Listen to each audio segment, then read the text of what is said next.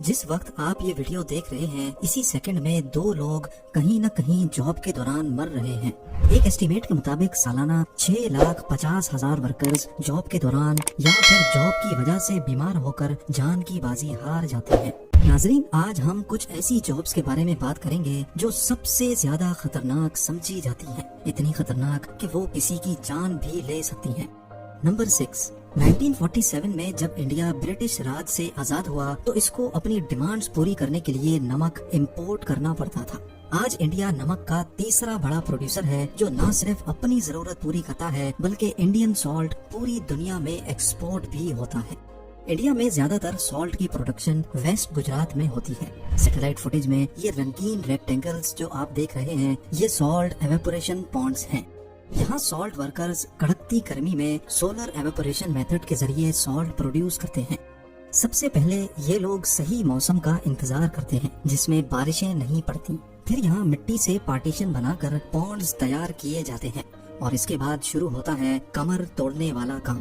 Pounds کو ٹھوس بنانے کے لیے اس پر ہاتھوں کی مدد سے بھاری رولرز چلائے جاتے ہیں۔ یاد رہے، جتنی زیادہ زمین ٹھوس ہوگی اتنا اچھا سالٹ پروڈیوس کر سکے گی۔ ایک پونڈ پر کم از کم 20 سے 25 مرتبہ رولر چلانا ہوتا ہے۔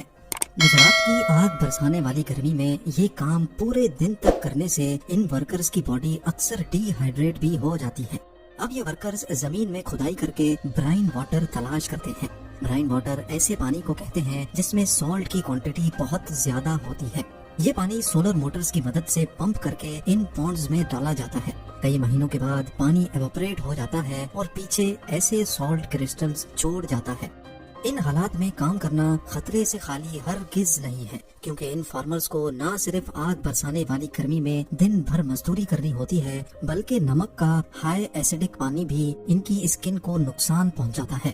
اس کے ساتھ ساتھ یہ فارمرز بہت چھوٹی عمر میں ہی اپنی نظر کھو بیٹھتے ہیں، کیونکہ سورج کی روشنی سفید نمک سے ریفلیکٹ ہوتی ہے تو اس کی برائٹنس کافی زیادہ ہو جاتی ہے جو ان کی آنکھوں کو خاصا نقصان پہنچاتی ہے۔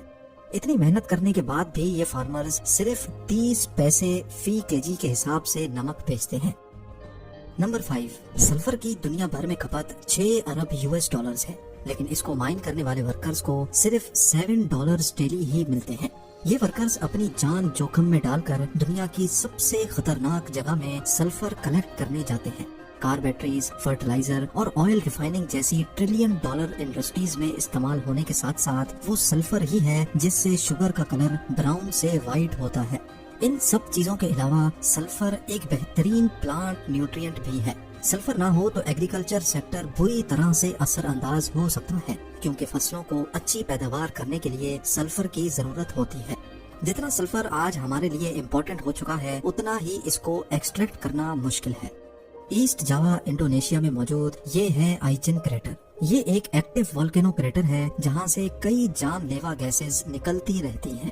یہ گرم اور خطرناک گیسز زمین کے اندر سے نکلتی ہیں تو کنڈنسیشن کی وجہ سے لیکوڈ میں کنورٹ ہو جاتی ہیں۔ یہ لیکوڈ پائپ سے ٹپک کر نیچے گرتا ہے جو ٹھنڈا ہونے پر سلفر چپس کی شکل اختیار کر لیتا ہے۔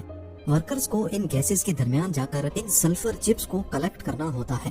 ایک ورکر دن میں 200 kg سلفر کو اپنے کاندھوں پر اٹھا کر کریٹر چڑھتا ہے اور پھر میلوں دور اس کو مارکیٹ میں جا کر سیل کرتا ہے، جہاں ان کو 75,000 سے 1 لاکھ انڈونیشین روپیے ملتے ہیں، جو اصل میں صرف $7 بنتے ہیں۔ ایک ریسرچ کے مطابق جان لیوا گیسز اور سلفر پاؤڈر انہیل کرنے کی وجہ سے یہ ورکرز 50 سالوں سے زیادہ نہیں جی پاتے۔ اپنی فیملی کو زندہ رکھنے کے لیے یہ لوگ خود موت کے قریب جانے پر مجبور ہیں۔ یہی وجہ ہے کہ سلفر، جس کو ڈیولز گولڈ بھی کہا جاتا ہے، اس کو ایکٹیو والکینو سے ایکسٹریکٹ کرنے کی جاب دنیا کی خطرناک جابز میں شمار ہوتی ہے۔ نمبر 4، ویلڈرز کو ویلڈنگ کے دوران ہیٹ، فائر بالز اور دھماکوں سے اپنے آپ کو بچانا ہوتا ہے، لیکن یہی کام جب سمندر کے اندر کیا جائے تو مشکلات میں 10 گنا اضافہ ہو جاتا ہے۔ جی ہاں، انڈر واٹر ویلڈرز کی جاب دنیا کی سب سے خطرناک جابز میں شمار ہوتی ہے۔ اس فیلڈ سے تعلق رکھنے والے امپلائیز کو underwater pipelines, ships, dams اور offshore oil platform کی ریپیئر کے لیے پانی کے اندر جا کر ویلڈنگ کرنی ہوتی ہے۔ انڈر واٹر ویلڈنگ میں ایکسپلوژن اور شارٹ سرکٹ کا خطرہ 10 گنا بڑھ جاتا ہے اور پانی کے پریشر سے بہہ جانے کا خطرہ بھی منڈلا رہا ہوتا ہے۔ डिजीज कंट्रोल डिपार्टमेंट के मुताबिक अंडर वाटर वेल्डर्स का हादसे से मरने का रेशो सरफेस वेल्डर्स से 40% ज्यादा होता है। इसके अलावा अगर शिप या ऑयल रिग में वेल्डिंग का काम करना हो तो फ्यूल लीकेज की वजह से जो नुकसान हो सकता है उसको इमेजिन करना भी काफी मुश्किल है। नंबर 3, साउथ ईस्ट एशिया के समंदर में मौजूद ये लाइमस्टोन की चट्टानें देखने में तो बिल्कुल बंजर और नकारा लग रही हैं, लेकिन असल में ये अपने अंदर बहुत कीमती चीज छुपाए बैठी हैं।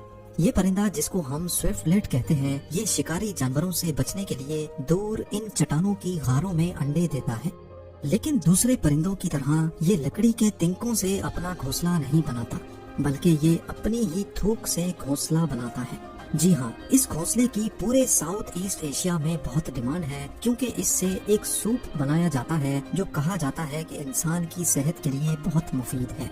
इन चट्टानों तक पहुंचना सिर्फ बोट की मदद से पॉसिबल होता है और इन पर चढ़ना मुश्किल होने के साथ साथ बहुत रिस्की भी होता है।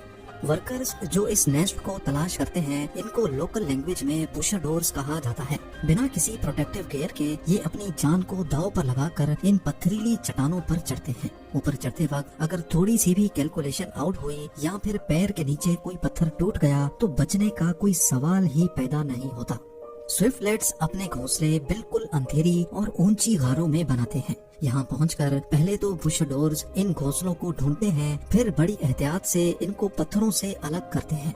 कई तो इनके हाथ लगते हैं, जबकि कई इतने ऊपर होते हैं कि वहाँ तक पहुँचना मुमकिन नहीं होता।